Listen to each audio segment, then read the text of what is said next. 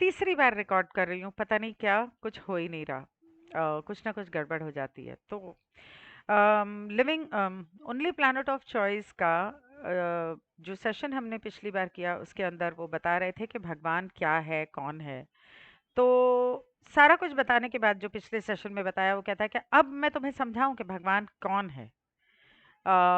या उस भगवान एक रचयिता के बारे में समझाऊं। तो वो कहता है हाँ, मैं कब से इंतजार कर रहा हूँ। तो वो कहता है कि जैसे मान लो एक छाता है, छाते की 12 तारें हैं, ठीक है। तारों के अंत में एक पॉइंट होता है और 12 जो तारें आके मिलती हैं, वहां पे ऊपर एक चोंच होती है, एक पॉइंट होता है। तो यूं समझ लो कि रचयिता वो एक पॉइंट है। उस पॉइंट से इन 12 तारों को ऊर्जा मिलती है और इन 12 तारों से उस एक पॉइंट को ऊर्जा मिलती है। तो एंड्रू कहता है क्या सच में ऊपर कोई ज्योमेट्रिकल पॉइंट है? तो वो कहता है हाँ है।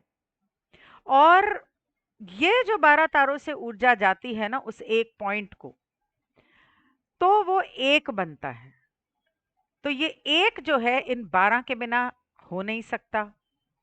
यही जो ऊर्जा का आदान प्रदान है कि वो एक की वजह से 12 है, 12 की वजह से एक है।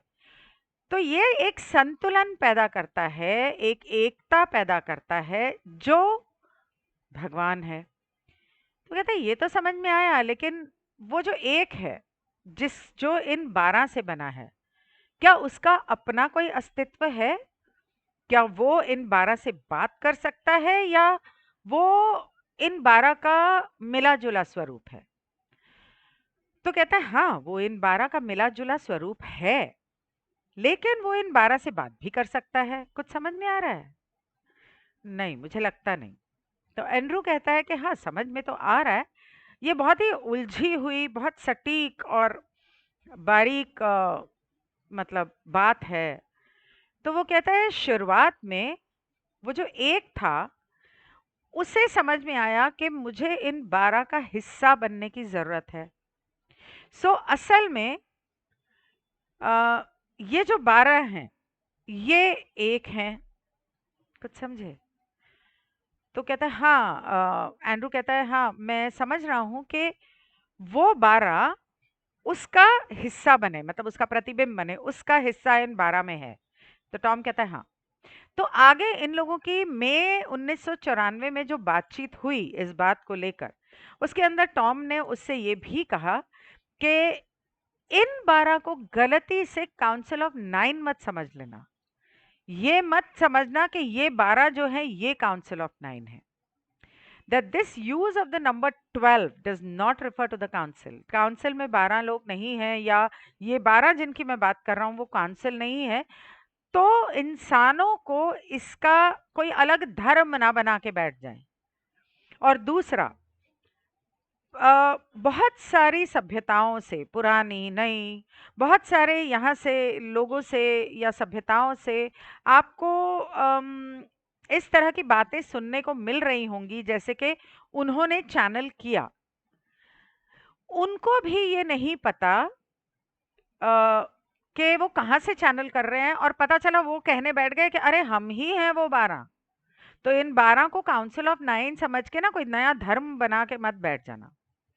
तो वहां पर एक मेहमान आया हुआ था, वो कहता है कि अम, मैं सोच रहा था कि क्या आप इस बिग बैंग थ्योरी के बारे में कुछ बता सकते हैं, क्योंकि अभी हाल ही में 1992 में इसके बारे में कुछ कहा गया है, कोई सैटेलाइट ने रिसर्च की है और उन्होंने इसके बारे में बात की है। तो टॉम कहता है कि एल्टिया नाम का कोई होगा, उसने कहा। अब वो टॉम एल्टिया धरती का है या काउंसिल का है मुझे नहीं पता, पर वो कहता है कि एल्टिया इस बात को कुछ इस तरह से कहता है कि क्या आप रचयिता को जानते हो?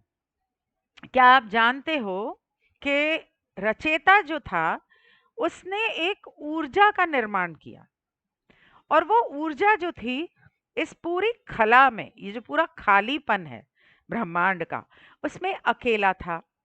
और उस अकेलेपन में उसने ज्ञान और बुद्धिमानिता का, अनंत बुद्धिमानिता का निर्माण किया, मतलब अम, हाँ, निर्माण किया।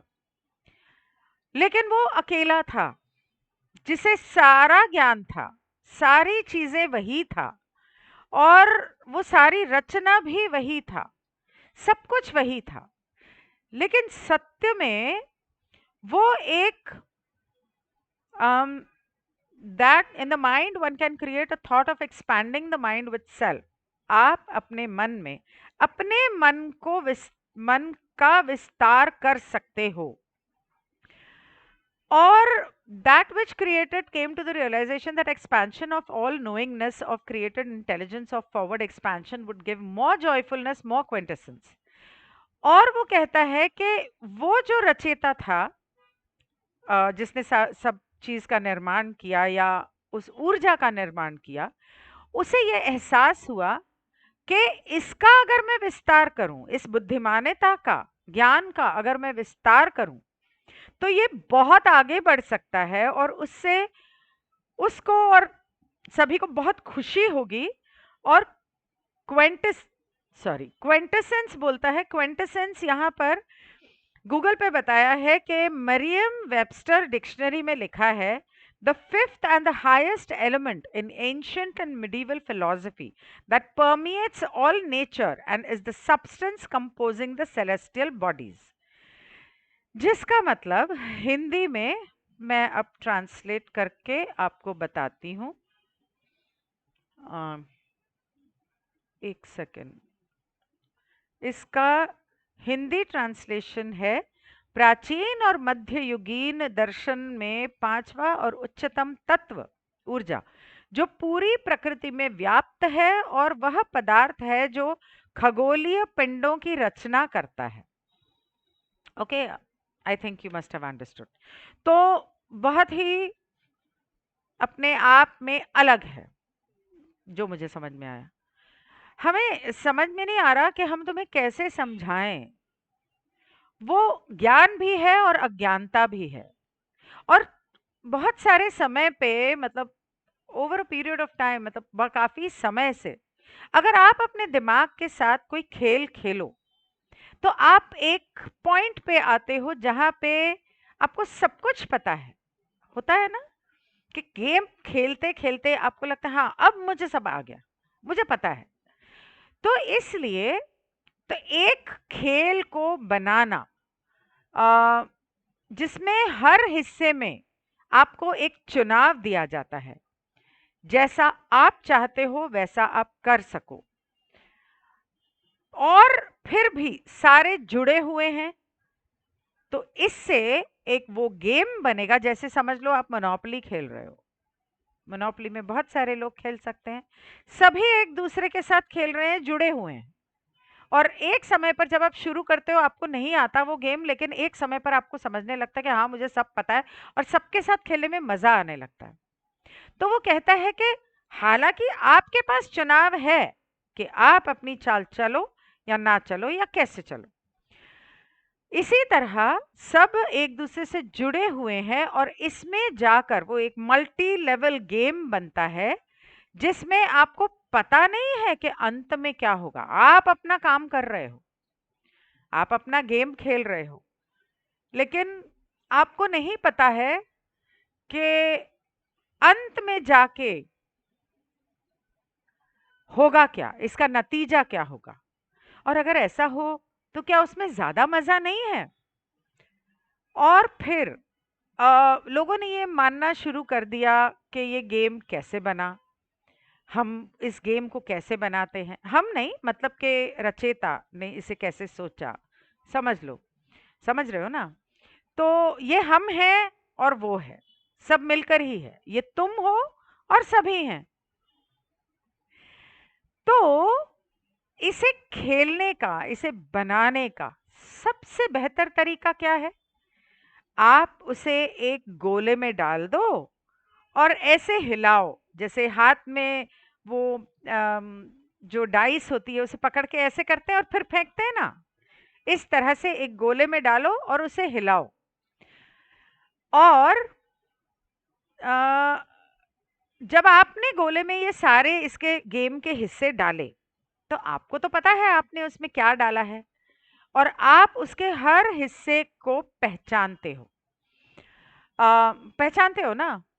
तो क्या ये बेहतर नहीं है कि उन ऊर्जाओं को अलग-अलग, दूर-दूर आप छोड़ दो।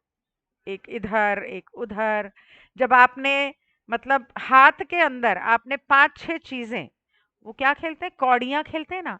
कौड़ियाँ ऐसे हिलाई, ऐसे फेंक दी। एक वहाँ गई, एक वहाँ गई, इस तरह से। तो वो कहता है कि यही हुआ। और जब रचेता ने इस ऊर्जा की कौड़ियों को ऐसे फेंका, या फेंका नहीं मतलब ऐसे फैलाया, अ, जिसकी वजह से ये पूरा ब्रह्मांड बना। और बुद्धिमानिता ने, रचेता ने कहा कि मुझे तो सब पता है, अब मुझे ये नहीं पता। The intelligence that said I know all I do, now I do not know all I do, and I do know all I do. If you were to tell humankind it is a game, they would not understand. अगर अगर मैं इंसानों से कहूं तो उनको समझ में नहीं आएगा, लेकिन मुझे पता है मैं क्या कर रहा हूं। लेकिन मुझे ये भी नहीं पता कि मैंने क्या किया, और फिर भी मुझे पता है। मतलब मैंने कौड़ियां हिलाई और फेंकी। अब मैंने तो फेंक दी, और मुझे पता है कि मैंने फेंकी है, और मुझे पता है कि इससे ये हो सकता है, ये हो सकता है, ये हो सकता है, ये हो सकता है। सारी चीजें जो मुमकिन है वो मुझे पता है, लेकिन कौन क्या चाल चलेगा ये मुझे नहीं पता। तो असल में मुझे सब कुछ पता है, लेकिन मुझे कुछ भी नहीं पता। लेकिन ये इंसानों की समझ में नहीं आता। Oh my God. तो जॉन कहता है, एक मिनट।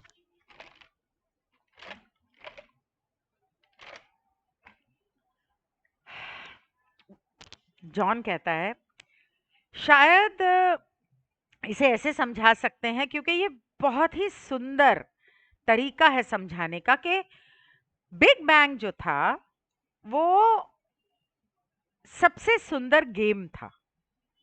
तो इसका मतलब कि बिग बैंग हुआ। तो टॉम कहता है मतलब उसने एक्चुअली ये कहा that the big bang is the greatest game in town, मतलब के शहर का सबसे बड़ा खेल। तो टॉम कहता है ब्रह्मांड, क्या तुम टाउन मतलब क्या ब्रह्मांड कह रहे हो? तो हाँ, काउंसिल ने कहा है कि टाउन का मतलब ब्रह्मांड होता है। हाँ। तो वो जो मेहमान आया हुआ था वो कह रहा था, ओ तो आप कह रहे हो कि इसका मतलब वो जो बिग बैंग जो एस्ट्रोनॉमी के हिसाब से कहते हैं कि ऐसा हुआ था ये ब्रह्मांड बनने से पहले, इसी रास्ते पर चल के रिसर्च करनी चाहिए वैज्ञानिकों को। तो टॉम कहता है बिल्कुल। तो वो कहता है मेहमान के, अच्छा तो इससे जुड़ा हुआ एक सवाल है मेरा, अ, जिसका ताल्लुक उस बात से है जो आप कई बार कह चुके हो, और वो ये है कि आपने हमें बनाया और आपकी इस रचना से आप बने। इसको थोड़ा ठीक से समझाओगे गहराई में जाके?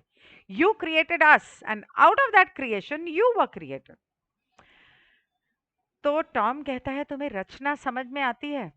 सॉरी अंधेरा हो रहा है, मैंने लाइट नहीं लगाई। तो मेहमान कहता है कि मुझे नहीं पता कि मैं पूरी तरह समझ पाया हूं कि नहीं, पर मुझे लगता है कि हाँ मैं समझ गया,